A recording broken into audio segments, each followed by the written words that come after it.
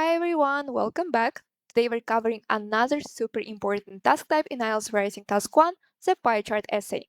Pie charts are one of the most common visuals you'll see on exam day, and the good news is, once you know the formula, they're very manageable. By the end of this video, you'll know exactly how to structure your answer, what vocabulary to use, and how to score as high as possible. Let's get into it.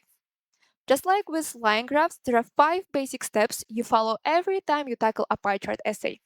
The first one, analyze the question. The second one, identify the main features. Third, write an introduction, write an overview, and the last one, write the detailed paragraphs. Sounds familiar, right? That's because the structure is the same for almost every writing task 1 question. Master these 5 steps, and you will be ready for whatever the exam throws at you. Now let's apply them to a real example. And here's our example question.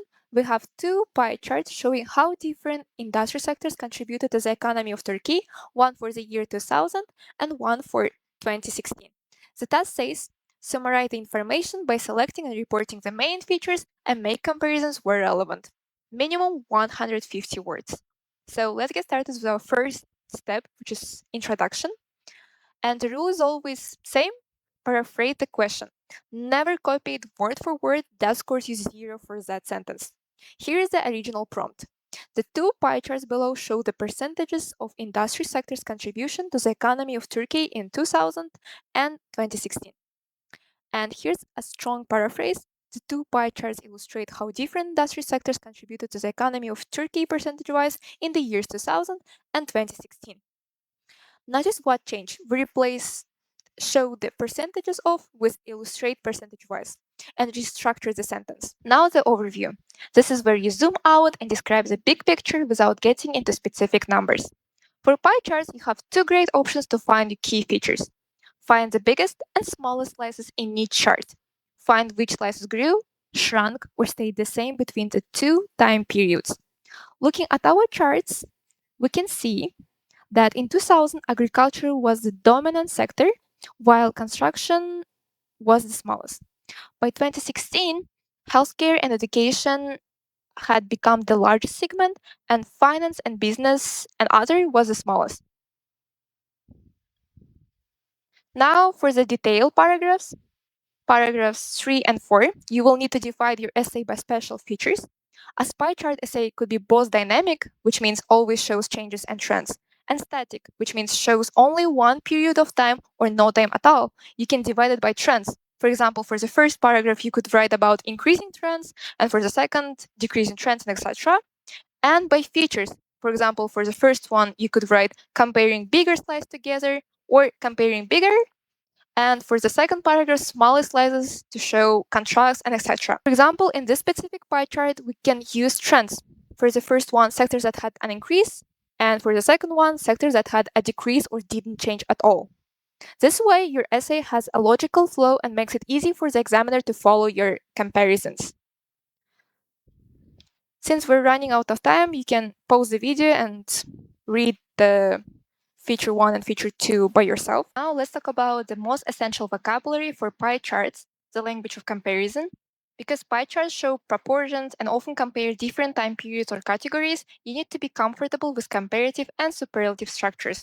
Here are the key structures to know. Introducing a difference.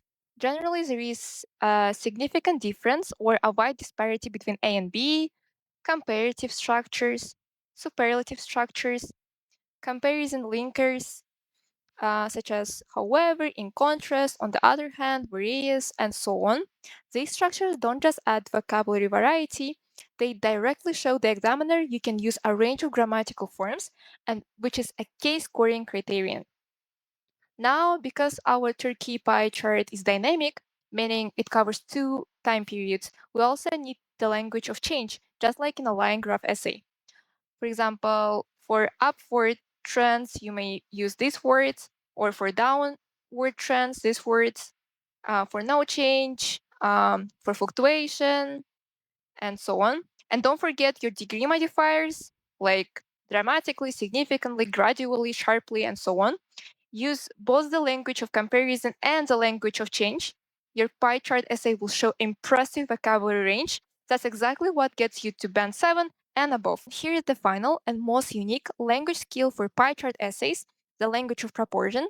Since pie charts are all about percentages and fractions, you need to express numbers in varied ways rather than just repeating percent over and over. For example, you may write 75% as 3/4, 50 as half, 25% as a quarter, 5% as 1 in 20, and so on. And for describing approximate values, for example, 77 as uh, just over 3/4 or approximately 3/4, and so on.